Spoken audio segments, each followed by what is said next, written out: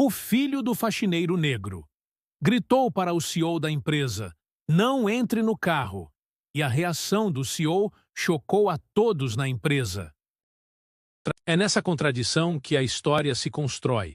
De um lado, um CEO no auge da autoridade, acostumado a ordens obedecidas, reverências e protocolos. Do outro, um menino que traz no corpo as marcas de um mundo que não perdoa. A cor da pele, nem a profissão de seu pai, nem o lugar de onde veio. Um encontro improvável entre duas realidades que não deveriam se tocar, mas que, naquele instante, colidiram com a força de um trovão.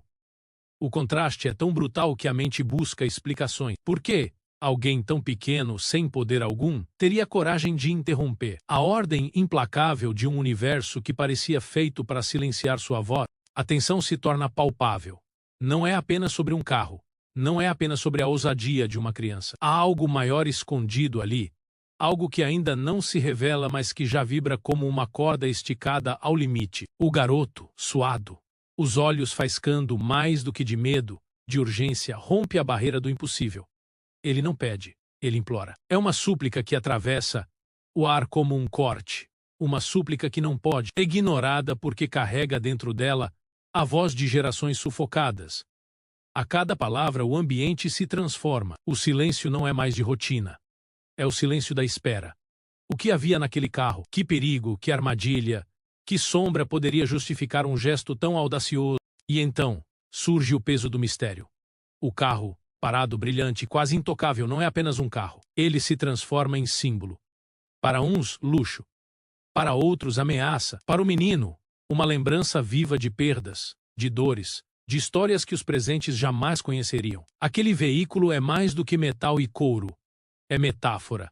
É risco disfarçado de conquista. É armadilha que só olhos treinados pela exclusão sabem reconhecer. Por isso o pedido não é banal. Por isso a urgência não é histeria. É sabedoria embrulhada em desespero. O público que assiste sente o incômodo. Sente o coração acelerar. É como se estivesse no mesmo lugar, entre aqueles olhares. Uns querem rir, outros querem repreender. Alguns apenas desviam os olhos. Mas a pergunta insiste: e se esse menino estiver certo? E se sua voz, tão pequena e tão negada, for exatamente a voz que salvará o poderoso de cair em um abismo que nem ele consegue ver? O suspense cresce. A tensão se alonga. O gesto do garoto, simples e desesperado, coloca todos diante de uma questão inevitável. Quantas vezes desprezamos vozes invisíveis que poderiam nos salvar? E a cena, parada nesse instante, abre caminho para a história que ainda será contada. O carro espera. O menino implora. O CEO observa. E nós, espectadores, sentimos que algo irreversível está prestes a acontecer. Havia algo estranho naquela manhã. O movimento da empresa seguia como sempre. Corredores polidos, passos apressados, telefones que tocavam, sem descanso. Executivos que carregavam pastas e celulares como se fossem símbolos de guerra. Tudo parecia normal. Mas um detalhe imperceptível pairava no ar, como uma sombra invisível. O som dos sapatos engraxados no piso brilhante ecoava de maneira quase ritual, enquanto os olhares treinados para não verem o que incomoda passavam direto pelo faxineiro que recolhia discretamente papéis esquecidos debaixo das mesas. Invisível, sempre invisível. Mas foi no meio desse cenário, controlado e previsível, que um ruído inesperado começou a se formar. Um ruído humano, quebrando o compasso da rotina. O menino estava ali, ao lado do pai, observando como quem não pertence. As mãos suadas, a respiração acelerada, o coração batendo mais forte do que qualquer relógio da recepção. Ele olhava para o carro preto, estacionado à frente do prédio, e sabia. Sabia com uma certeza que não se aprende nos livros, mas que nasce da vida, da dor, daquilo que só quem vem da margem consegue enxergar.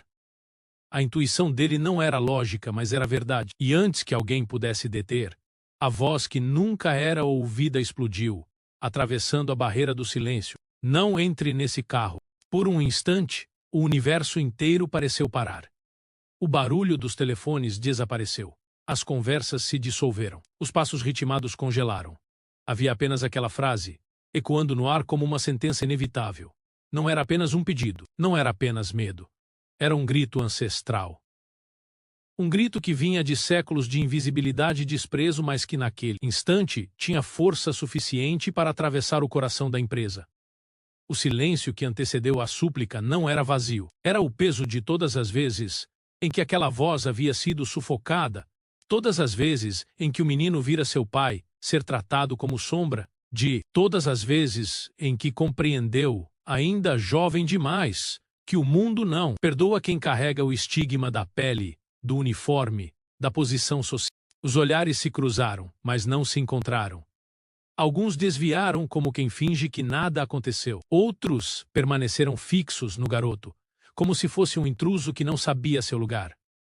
Havia constrangimento, sim, havia indignação. Mas havia também algo novo, algo que ninguém queria admitir em voz alta, um temor que crescia. Porque mesmo os que riam por dentro sentiam que a voz do menino não era uma voz qualquer. Ela tinha o timbre do verdadeiro. O desconforto tomou conta do salão como uma brisa fria que ninguém sabe de onde vem. E então, nesse espaço de segundos eternos, revelou-se o contraste doloroso, o faxineiro, com o uniforme simples e o olhar abaixado, tentando conter o filho que ousava falar onde não deveria.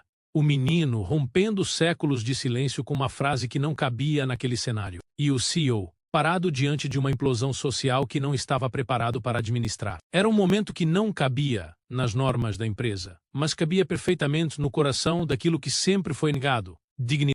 Esse silêncio não era neutro.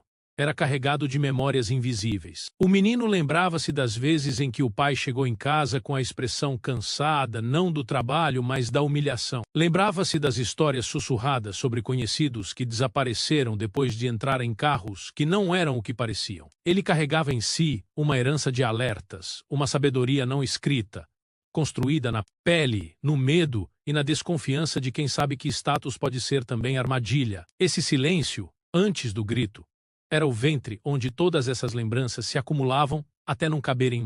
Quando finalmente o menino falou, não foi apenas ele quem falou, foi uma multidão de vozes caladas que encontrou brecha naquela garganta pequena. Foi o eco de todas as vezes em que sua família e tantas outras foram forçadas a engolir a injustiça em silêncio. E esse eco, projetado dentro de uma sala, onde a voz do poder sempre teve monopólio, ressoou como um trovão inesperado. Por isso, o impacto foi tão devastador.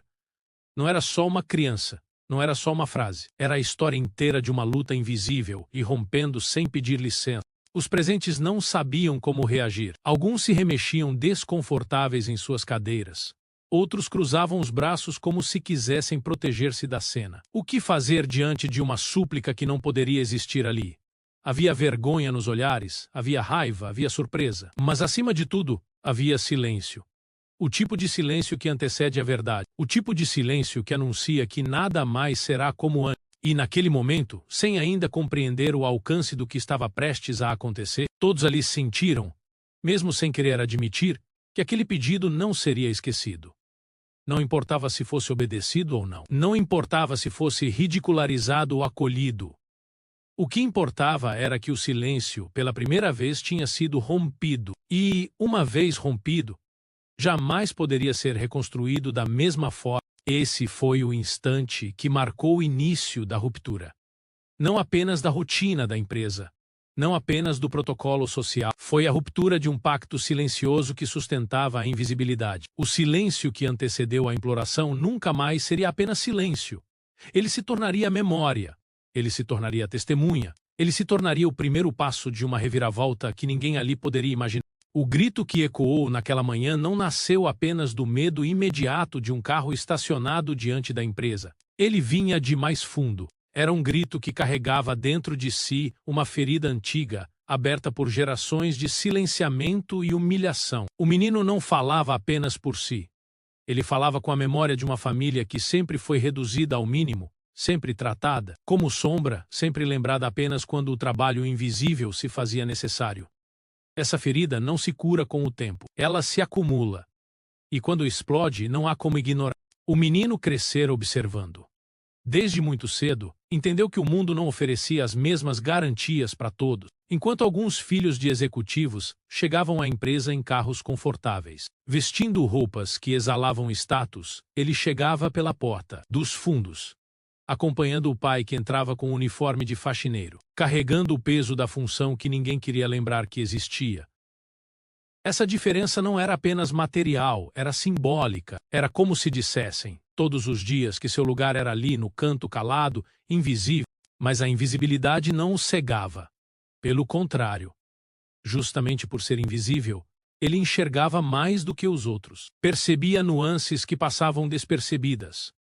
Notava gestos, expressões, sinais de perigo que ninguém mais via, porque viver à margem exige atenção redobrada. Quem carrega o peso da desigualdade aprende a sobreviver lendo o ambiente, decifrando silêncios, compreendendo intenções escondidas. Foi dessa experiência que nasceu a urgência de seu grito. Não era apenas medo infantil, era sabedoria moldada pela dor. Atrás daquele pedido havia lembranças que nenhum executivo seria capaz de imaginar. Lembranças de vizinhos que nunca voltaram para casa, de histórias que começavam com confiança e terminavam em tragédia, lembranças de olhares desconfiados, de portas que se fechavam, de insultos lançados, sem motivo aparente. Cada uma dessas experiências esculpiu no menino uma consciência precoce de perigo. E quando ele viu aquele carro brilhoso, caro, imponente, mas estranho aos seus olhos, essa consciência falou mais alto do que qualquer norma social. É por isso que sua súplica não podia ser reduzida a um simples pedido irracional. Era o resultado de anos em que sua família aprendeu que o que parece seguro para alguns pode ser armadilha para outros. Para os executivos, aquele carro era apenas um veículo de luxo, símbolo de poder. Para o menino, era a imagem de algo que poderia esconder risco, ameaça, violência. Ele sabia porque já tinha visto, sabia porque a vida não o deixou esquecer. Os presentes, no entanto, não compreendiam essa camada invisível. Muitos riram por dentro, outros o olharam com piedade, alguns se irritaram com a interrupção. Nenhum deles conseguia alcançar a profundidade do que estava acontecendo. Não conseguiam porque não carregavam as mesmas cicatrizes. Não conseguiam porque suas vidas foram protegidas das experiências que formaram aquele garoto. E é justamente esse abismo de percepção que revela a ferida social. Um abismo que separa os que podem viver sem medo dos que respiram em segurança todos os dias. Esse é o verdadeiro coração da cena. Não se trata apenas de um menino implorando para que não entrem em um carro. Trata-se da colisão entre duas realidades sociais. A do privilégio que acredita no controle absoluto e a da exclusão que aprendeu a desconfiar de tudo. E nessa colisão, a voz do menino revelou algo que ninguém queria admitir. A desigualdade não é apenas um número, não é apenas diferença de salário ou de oportunidade. Ela é uma ferida viva que molda a forma como cada um enxerga o mundo, como reage ao perigo, como lê os sinais do invisível. A empresa inteira parecia congelada nesse choque. A cena se tornava um espelho desconfortável. Quantas vezes todos ali tinham ignorado vozes como aquela? Quantas vezes tinham rido da intuição de quem não tinha diploma, mas tinha experiência de vida? Quantas vezes a arrogância do status os impediu de perceber que a sabedoria pode nascer justamente da dor de ser sempre negado? O menino, ao gritar, não buscava atenção, não buscava desafiar ninguém. Ele buscava impedir mais uma tragédia. Ele buscava salvar, ainda que não fosse seu dever. E esse gesto, vindo de quem menos se esperava, expôs a ferida social com uma clareza que ninguém poderia mais esconder. O que parecia apenas uma cena desconfortável se tornava, na verdade, um retrato profundo da desigualdade. E esse retrato doía. Doía porque era verdadeiro. Doía porque revelava que o poder, com toda sua força e brilho, continuava cego diante daquilo que realmente importava. Doía porque, naquele instante, todos perceberam que a ferida não era apenas do menino, era de todos nós. Uma ferida social que insiste em dividir, em calar, em menosprezar. Uma ferida que, se não for reconhecida, continuará se abrindo em silêncio até que alguém, de novo, tenha coragem de gritar. A frase do menino ficou suspensa no ar como uma sentença impossível de ser retirada. Ela não pertencia àquele ambiente, e ainda assim, o dominava por completo. Todos os olhos voltaram-se para o CEO, esperando a reação que confirmaria a ordem natural das coisas. A voz da autoridade sobrepondo-se à ousadia da insignificância. A lógica social dizia que ele deveria rir, repreender ou simplesmente ignorar, mas não foi isso que aconteceu. O CEO permaneceu em silêncio. Um silêncio que não era costumeiro, porque sua presença sempre vinha acompanhada. Palavras rápidas, decisões firmes, ordens que se cumpriam sem questionamentos. Naquele instante, porém, ele hesitou. E essa hesitação foi como um terremoto invisível. O homem que nunca titubeava, que sempre avançava com passos seguros, parou diante da súplica de uma criança. Esse simples gesto, quase imperceptível, foi suficiente para alterar a atmosfera da sala. A pausa desconcertante desconstruiu a imagem de invulnerabilidade. Pela primeira vez, o poder parecia desarmado, exposto, quase humano. O CEO não sabia explicar. Mas algo naquela voz carregava uma força que não se media em cargos ou riqueza. Era um timbre que o atravessava de maneira diferente. A fragilidade sincera do menino, tão distante de bajulações ou interesses, perfurava camadas de arrogância que nem ele percebia carregar. E, em vez de reagir com a dureza esperada, ele escutou. Esse ato de escuta, tão simples e tão extraordinário, foi um choque para todos os presentes, porque não era apenas um CEO escutando. Era a quebra de um protocolo hierárquico milenar. O poder, pela primeira vez, interrompendo seu fluxo diante da vulnerabilidade de quem não tinha poder algum. O gesto tinha a força de uma ruptura simbólica. Era como se o mundo tivesse parado para observar o impossível acontecer. A dignidade sendo reconhecida, não pelo uniforme, não pelo status, mas pela urgência humana de um menino invisível. Dentro do CEO, algo se movia. Ele se lembrava, ainda que em flashes distantes, da infância marcada por dificuldades que escolhera esquecer quando a riqueza chegou. Mas o tom daquelas palavras reacendia uma memória antiga enterrada sob anos de distância social. Um menino falando de perigo, um menino dizendo não. Um menino ousando proteger. Era como se o eco daquela voz fizesse o tempo girar, trazendo de volta um pedaço esquecido de si mesmo. E naquele instante, o público que assistia sentia a mesma coisa, um desconcerto profundo, porque o que se esperava era a reafirmação da hierarquia, mas o que aconteceu foi o contrário. O poder parou, o poder duvidou, o poder reconheceu, ainda que de forma silenciosa, que não era dono absoluto da verdade. Isso era inédito. Isso era perturbador. Isso era inspirador. A cena se alongava como um fio de tensão que ninguém ousava cortar. O menino permanecia firme, os olhos ardendo de urgência, e o CEO sustentava aquele olhar incapaz de desviar. Entre os dois, um abismo de diferenças, mas também uma ponte invisível, a verdade nua da vulnerabilidade humana. Nenhum dos executivos presentes estava preparado para assistir a isso. Muitos se remexiam em desconforto, outros franziram o senho, alguns apertaram os lábios em reprovação, mas ninguém conseguiu negar o impacto da hesitação do CEO, porque, naquele instante, não foi apenas a ordem da empresa que foi abalada, foi a ordem social. O que acontecia ali era maior do que a cena visível. Era a inversão de um código não escrito. O mais poderoso, diante do mais frágil, escolhia ouvir em vez de calar. Esse momento, por si só, já era um terremoto moral. E o eco desse gesto não se perderia facilmente. O menino talvez não soubesse, mas ao falar, havia feito algo inimaginável. Ele não apenas interrompeu a rotina da empresa, ele quebrou um pacto silencioso de invisibilidade. E ao ser escutado, mesmo que por um instante, ele mostrou a todos que a hierarquia do respeito não precisa seguir a hierarquia do poder. Esse foi o choque invisível, mas profundo. A reação inesperada do CEO não foi apenas um ato isolado. Foi o início de uma transformação que ainda ninguém conseguia nomear, mas que já se instalava na memória coletiva de todos os presentes. Porque, no fundo, todos sabiam. Depois daquele silêncio que ouviu, nada mais seria igual. O carro estava ali, imóvel, mas era como se respirasse. Sua lataria negra refletia o sol com um brilho quase arrogante. Os vidros escurecidos escondiam mais do que mostravam. E cada detalhe daquela máquina exalava poder. Para muitos, era apenas um automóvel de luxo, símbolo de sucesso, parte natural da rotina de quem ocupa o topo da hierarquia. Mas naquele instante, diante do olhar aflito do menino, o carro transformava-se em outra coisa. Ele já não era apenas metal, couro e vidro. Era metáfora, era símbolo, era armadilha. O menino via o carro de forma diferente dos executivos. Para eles, aquele objeto era status, era conquista, era demonstração de que estavam no caminho certo. Para ele, era um prenúncio de perigo. Crescendo na periferia, ele havia aprendido que nem tudo que brilha é segurança. Carros assim, luxuosos e imponentes, eram também a lembrança de histórias, de sequestros, de armadilhas armadas contra aqueles que ostentavam.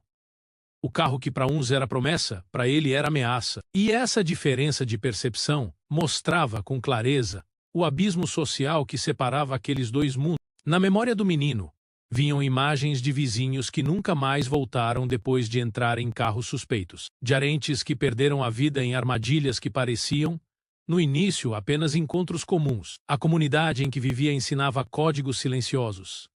O perigo está disfarçado, e só sobrevive quem aprende a lê-lo. Era essa sabedoria invisível que moldava sua reação. Quando ele gritou, "Não entre nesse carro", não falava de uma paranoia infundada, mas de um instinto forjado pela sobrevivência em uma realidade que os executivos desconheciam. E aqui está o contraste mais doloroso. Para os presentes na empresa, aquele era apenas um detalhe desconfortável, um episódio quase inconveniente. Para o menino, era a linha entre a vida e a morte. Esse contraste não é apenas de visão, mas de sobrevivência. Enquanto uns podiam viver confiando no sistema, outros precisavam desconfiar de tudo para não serem engolidos por ele. O carro, portanto, tornava-se o palco perfeito dessa metáfora. O luxo de uns é o perigo de outros. O silêncio que se seguiu ao grito do menino foi como a reverberação de uma bomba invisível. Cada olhar fixava-se no veículo com novas camadas de sentido. Uns viam um bem de consumo caro, outros viam um enigma que agora carregava suspeita. O mais perturbador era que, de repente, todos começaram a enxergar o carro não como uma extensão natural do poder, mas como algo que poderia esconder risco. E foi esse deslocamento de percepção que abalou profundamente o ambiente. O carro, em sua imobilidade, tornou-se personagem. Era como se tivesse voz própria, como se carregasse em si a ironia de um destino que ninguém queria encarar. Ele estava parado, mas parecia atrair todos os olhares, como um imã que não deixa escapar. A súplica do menino impregnava aquele objeto de uma nova narrativa. O carro já não podia mais ser visto como simples transporte. Ele era o retrato cruel de uma estrutura social que mascara ameaças sob o verniz do sucesso. A metáfora se ampliava. O veículo, símbolo máximo de mobilidade, representava, para o menino, a prisão. Para o CEO, significava conquista, autonomia, prestígio. Para o filho do faxineiro, era sinal de algo sombrio, disfarçado sob a aparência de vitória. O que uns chamavam de privilégio, ele reconhecia como armadilha. Esse contraste revelava uma verdade dolorosa. Os símbolos que alimentam a vaidade de uns podem ser as correntes que condenam outros. O carro era também um reflexo da própria empresa, brilhante por fora, envernizada de resultados, de prêmios e de status. Mas por dentro, talvez escondesse fragilidades, riscos, desigualdades. O menino, ao gritar, não estava apenas alertando sobre o carro físico. Ele estava, de forma inconsciente, revelando que o próprio sistema em que todos ali estavam inseridos era um carro perigoso, disfarçado de triunfo, uma armadilha social na qual muitos já haviam entrado sem perceber. Os executivos, acostumados a olhar apenas para o lucro e para a ascensão, não tinham ferramentas para enxergar isso. Seus olhos foram treinados para ver oportunidades, não ameaças. Já o menino, formado pela escola da exclusão, aprendeu desde cedo a detectar riscos onde ninguém mais via. O que se chocava ali não era apenas um grito contra um carro. Era a colisão de dois mundos, duas formas de sobreviver, duas narrativas opostas sobre o que significa estar vivo em sociedades tão desiguais. A cena se alongava como uma pintura viva. O carro estacionado, o menino ainda ofegante, o CEO em silêncio, os funcionários perplexos. Cada elemento era carregado de simbolismo. E, no entanto, ninguém ousava romper o momento. Porque, no fundo, todos sabiam que estavam diante de algo maior do que podiam explicar. O carro não era só um carro. O grito não era só um grito. O silêncio não era só silêncio. Tudo estava impregnado de significados que ultrapassavam a compreensão imediata. E quanto mais o tempo passava, mais a metáfora se fortalecia. O carro como promessa de poder. O carro como risco de destruição. O carro como extensão de um sistema que privilegia alguns e ameaça tantos outros. O carro como palco de uma revelação que ninguém esperava viver. E nesse cruzamento de símbolos, a empresa inteira começava a entender mesmo, sem palavras, que aquele menino não tinha apenas evitado um ato impensado. Ele havia revelado uma verdade que todos preferiam esconder. Nem todo poder é proteção. Às vezes, ele é apenas uma armadilha bem disfarçada. Assim, O carro, imóvel e silencioso, tornou-se um espelho. Refletia a desigualdade. Refletia os privilégios. Refletia a cegueira de quem acredita ser intocável. E, ao mesmo tempo, refletia a coragem de quem ousa enxergar além da superfície. O grito do menino não apenas salvava vidas naquele instante, ele também desnudava a armadilha social que sustentava toda aquela estrutura. Uma armadilha que, agora revelada, jamais poderia ser ignorada novamente. Esse foi o verdadeiro poder do momento. O carro, antes apenas objeto de luxo, tornava-se símbolo eterno. Símbolo de como a sociedade mascara riscos com brilhos superficiais. Símbolo de como a sobrevivência exige olhos atentos, mesmo dos mais invisíveis. Símbolo de como, às vezes, é a voz mais desprezada que traz o alerta, capaz de salvar até os mais poderosos. O carro, parado à porta da empresa, deixou de ser um automóvel. Tornou-se metáfora de uma armadilha que não prende apenas indivíduos, mas aprisiona toda uma sociedade dentro de ilusões e desigualdade. A cena parecia impossível de ser absorvida por inteiro. O garoto, de voz trêmula, mas firme, havia quebrado a ordem silenciosa daquele espaço que vivia de hierarquias e códigos invisíveis. O CEO, acostumado a respostas rápidas e decisões irrefutáveis, hesitara, e esse gesto, a pausa, a escuta, a suspensão da autoridade, espalhou-se como uma onda por todos os cantos da empresa. O choque não se limitava ao que era visível. Ele se infiltrava em cada olhar, em cada respiração contida, em cada coração que testemunhava o impossível acontecer. Os funcionários, distribuídos pelo saguão e pelos corredores, não sabiam como reagir. Alguns tentaram disfarçar, voltando rapidamente aos seus computadores como se nada tivesse acontecido. Outros permaneceram imóveis, fixos na cena, incapazes de se desprender do peso daquele momento. Muitos trocaram olhares entre si, carregados de dúvida, indignação ou admiração, vergonha ou surpresa. O que exatamente deveria ser sentido diante da quebra de uma ordem que parecia inabalável? Para alguns, era inadmissível. Como poderia um menino, filho de um faxineiro, interromper a rotina de um CEO e ser ouvido? Que tipo de mundo era esse, em que a autoridade máxima da empresa permitia ser questionada por alguém que não fazia parte do sistema, que não carregava crachá executivo, que não tinha diploma para apresentar? Esses pensamentos surgiam disfarçados, mas não podiam ser ocultados. A hierarquia, que sempre fora um escudo protetor, tinha sido desafiada em público, e isso feria o orgulho de muitos. Mas havia também outro sentimento, mais silencioso, quase escondido: a admiração. Não pela coragem do menino apenas, mas pela revelação que ele trazia. Porque, mesmo que ninguém quisesse admitir, todos sabiam que havia algo verdadeiro em sua súplica. O menino não parecia falar por capricho ou ousadia desmedida. Ele falava como quem carregava a responsabilidade de algo maior do que ele mesmo. E esse peso, ainda que fosse invisível aos olhos treinados para ignorar, não podia ser completamente negado. O sussurro se espalhou rapidamente entre os corredores. Secretárias cochichavam em tom baixo, seguranças trocavam olhares tensos. E até os diretores, sentados em suas poltronas, não conseguiam esconder o incômodo. Não era apenas a cena que os perturbava, era a sensação de que estavam diante de algo que mudava as regras do jogo. Uma inversão simbólica tinha acontecido. O topo se curvava, ainda que por um instante, diante da base. E isso, por si só, era inaceitável para alguns e libertador para outros. O choque coletivo não era apenas pela ousadia do garoto ou pela hesitação do CEO. Era pelo espelho que a cena colocava diante de todos. Um espelho que refletia a desigualdade crua.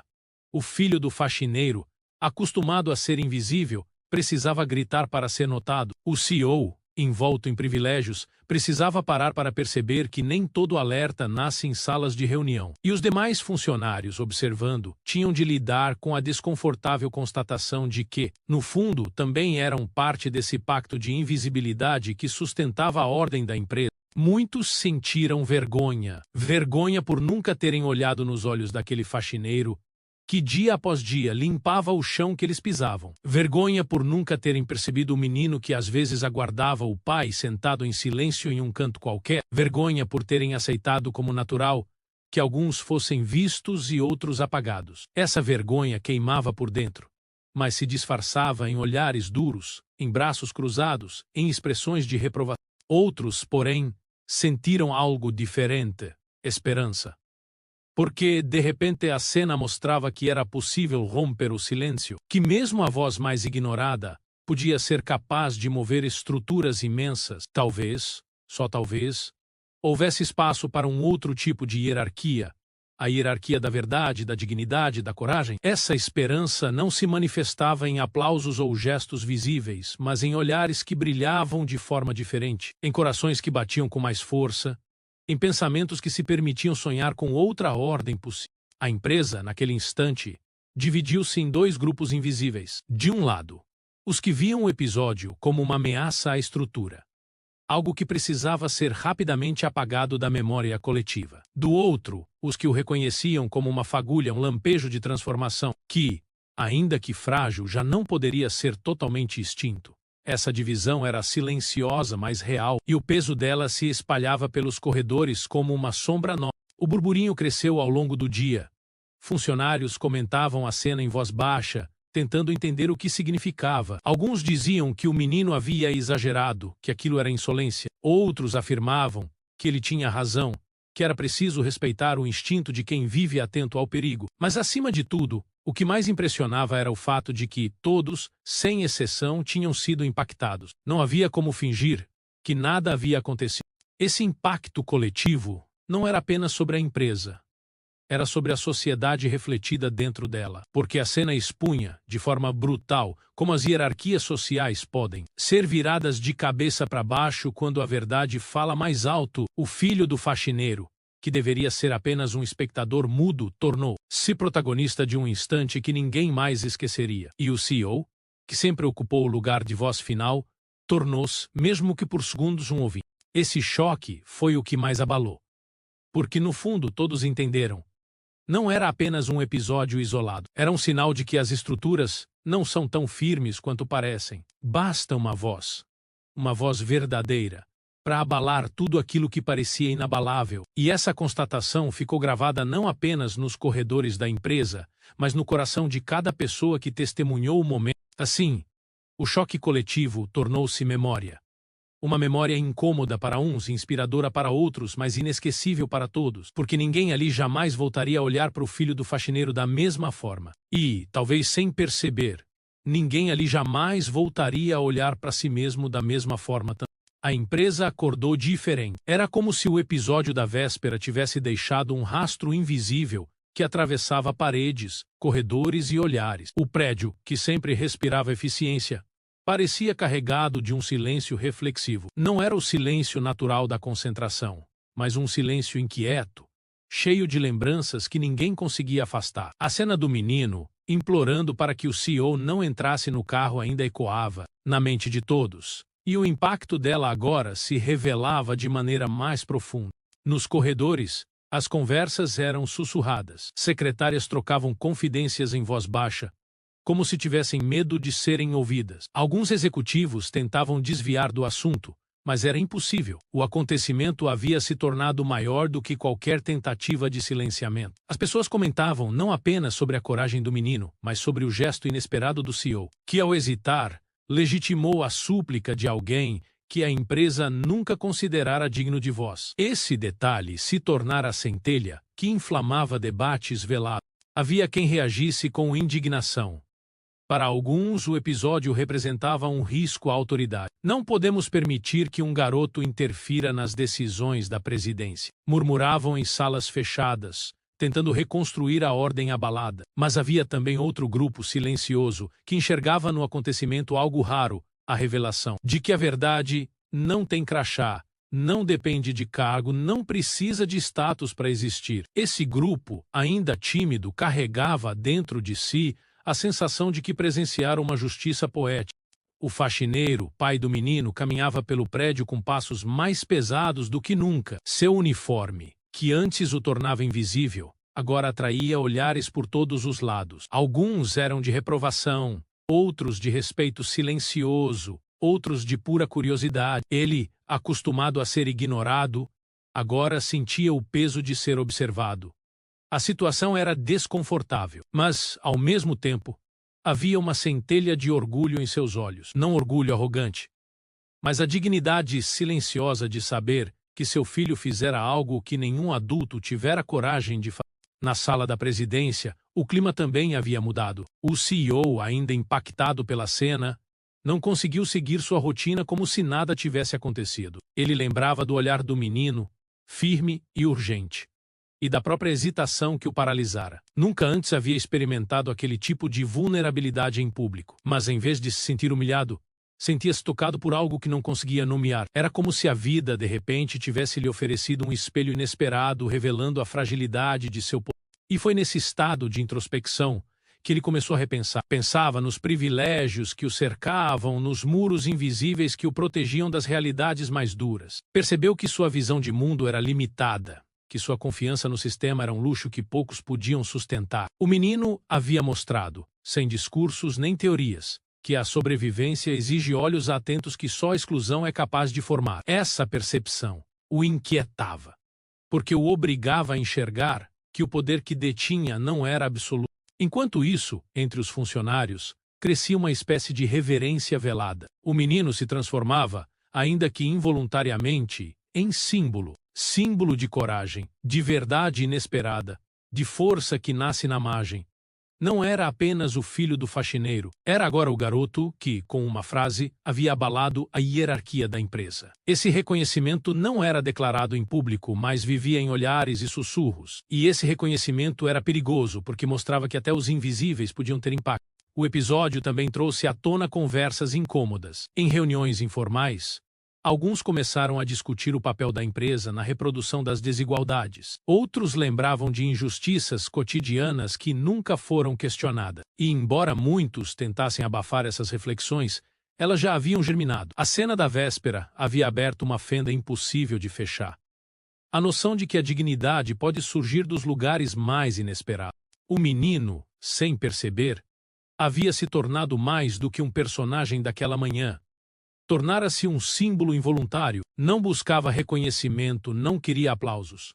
Mas sua súplica tão sincera agora carregava o peso de uma narrativa coletiva. Ele representava todos os que já haviam sido calados, todos os que já haviam subestimados, todos os que carregavam alertas que nunca foram ouvidos. Sua figura tornava-se, assim, uma bandeira silenciosa que ninguém ousava erguer, mas que todos, de alguma forma, reconheciam. No dia seguinte, portanto, não foi apenas a rotina que mudou. Mudou a forma como cada um enxergava o poder. Mudou a percepção de que status é proteção inquestionável. Mudou a crença de que apenas os altos cargos têm autoridade sobre a verdade. O menino havia desmontado, com um gesto simples, uma lógica que sustentava a empresa e, por extensão, a sociedade. E essa mudança não acontecia com barulho, mas com silêncio. Um silêncio reflexivo, incômodo, transformador. Era o tipo de silêncio que antecede as grandes mudanças, porque carrega dentro de si a semente da inquietação. Todos sabiam, mesmo sem admitir, que o episódio da véspera não poderia ser apagado. Ele se tornara parte da memória coletiva da empresa, parte da história que correria pelos corredores por muitos anos. Assim, o dia seguinte não foi apenas mais um dia. Foi o início de uma transformação invisível. Uma transformação que não acontecia em relatórios ou atas de reunião, mas no coração de cada pessoa que esteve presente. A partir daquele momento, ninguém mais poderia negar. O filho do faxineiro havia mudado a forma como todos enxergavam poder, autoridade e humanidade. E essa mudança, ainda que sutil, já era irreversível. O tempo passou, mas a cena não se apagou. Na memória coletiva da empresa, aquele instante permaneceu vivo como um sussurro que ninguém conseguia silenciar. O menino, sem planejar, sem desejar, havia deixado uma marca profunda, não apenas no CEO, não apenas nos funcionários, mas no próprio espírito do lugar. E o que parecia ser apenas um episódio desconfortável, revelou-se um aprendizado invisível, um ensinamento que continuava ecoando muito depois de o silêncio inicial se dissipar.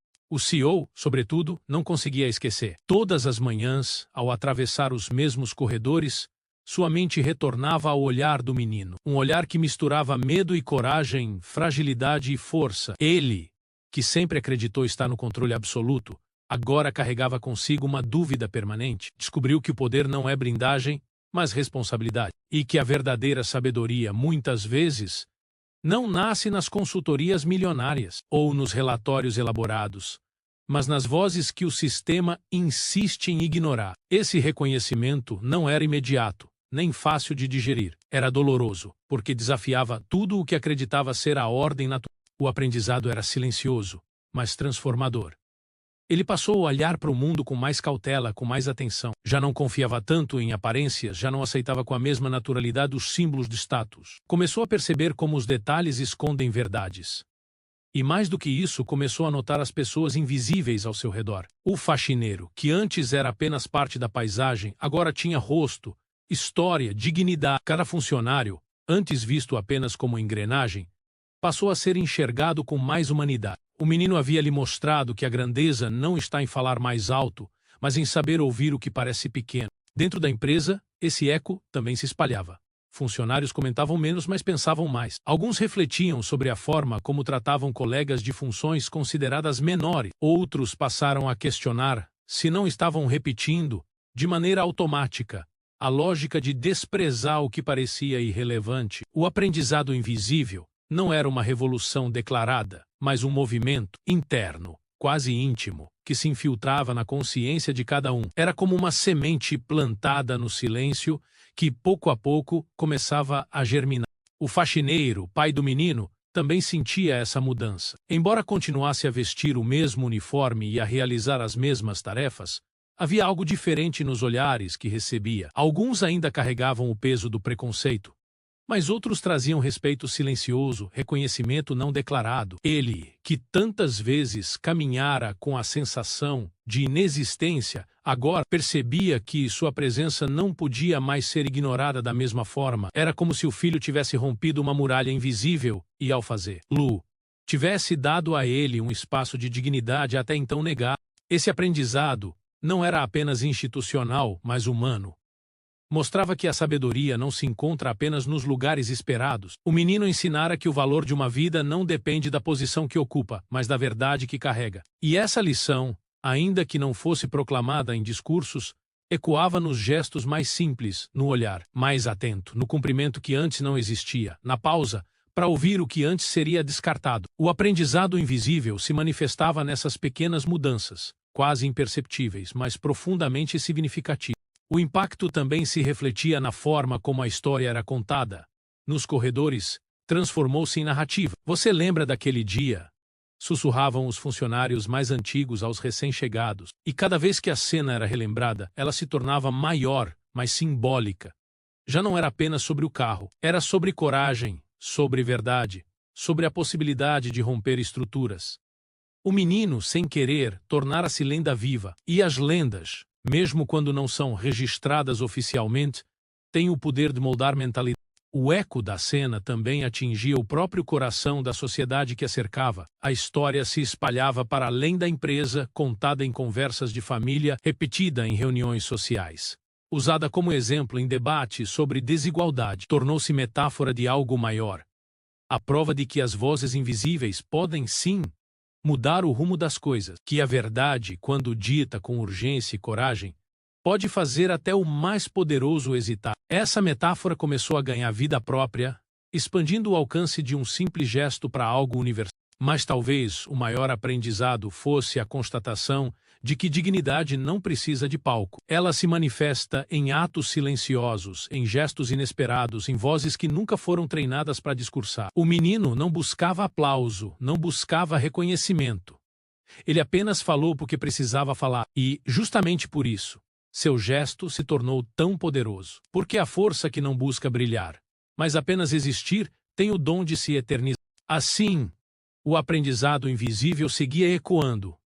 Ecoava nos corredores da empresa, ecoava na mente do CEO, ecoava na vida do faxineiro, ecoava nas conversas sussurradas de quem testemunhou, e ecoava também em cada pessoa que, ao ouvir a história, passava a se perguntar: quantas vezes eu mesmo já ignorei vozes que poderiam me salvar?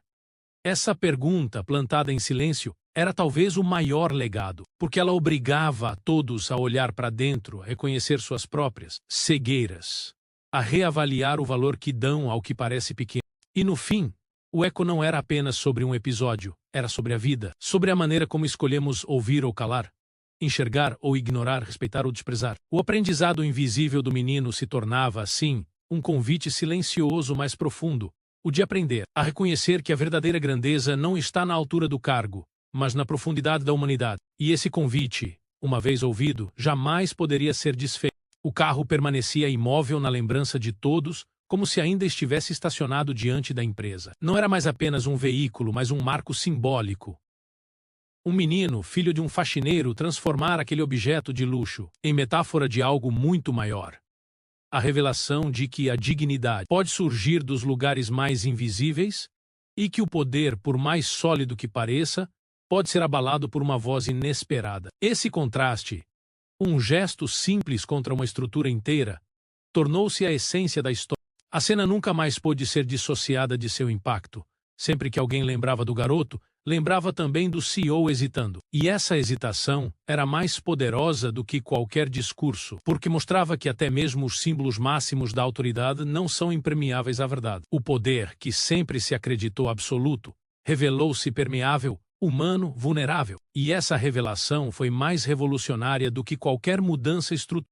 A lição que ecoava não era apenas institucional, mas universal. Mostrava que o valor de uma vida não pode ser medido por cargos, títulos ou aparências. Mostrava que a intuição moldada pela dor tem tanto peso quanto a racionalidade moldada pelo privilégio. Mostrava, sobretudo, que ignorar vozes invisíveis pode ser não apenas injusto, mas perigoso. Essa consciência, uma vez despertada, não podia mais ser apagada. O menino não buscava reconhecimento, mas tornou-se símbolo, tornou-se lembrança viva de que a força silenciosa pode transformar destinos. Sua súplica era ao mesmo tempo frágil e inabalável, infantil e ancestral. Era o tipo de gesto que ultrapassa o indivíduo e se transforma em narrativa coletiva. E foi assim que ele deixou de ser apenas o filho do faxineiro e passou a ser, na memória de todos, o garoto que ousou gritar contra a ordem natural das coisas. A conclusão dessa história não é o fim, mas o início de muitas perguntas.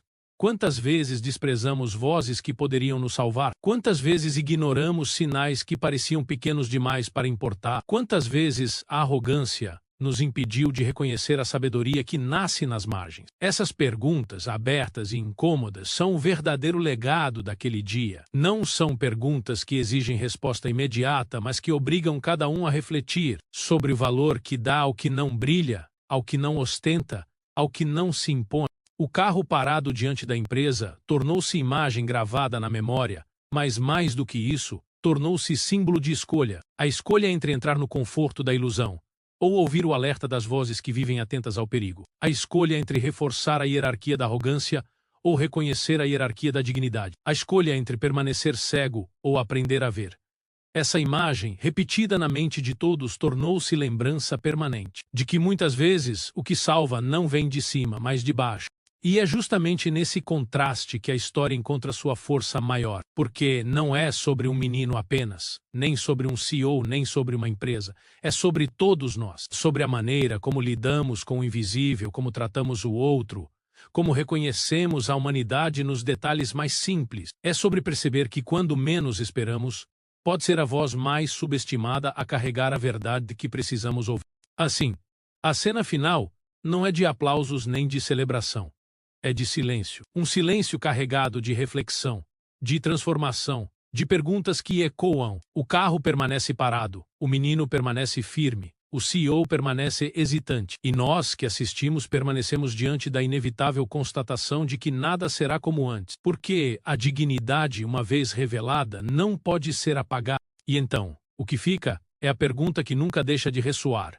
Quantas vozes invisíveis ainda ignoramos? Quantos gestos silenciosos ainda desprezamos? Quantas verdades já deixamos escapar porque estávamos ocupados demais olhando apenas para cima? Essa pergunta, incômoda e libertadora, é a herança deixada pelo filho do faxineiro. Uma herança que não se mede em números, mas em consciência. Uma herança que não se guarda em cofres, mas no coração. E talvez essa seja a maior vitória. Não a de mudar estruturas em um único dia, mas a de plantar uma memória que transforma, uma memória que nos obriga a reconhecer que a verdadeira força não grita, não humilha, não ostenta. A verdadeira força é silenciosa. E justamente por isso, quando fala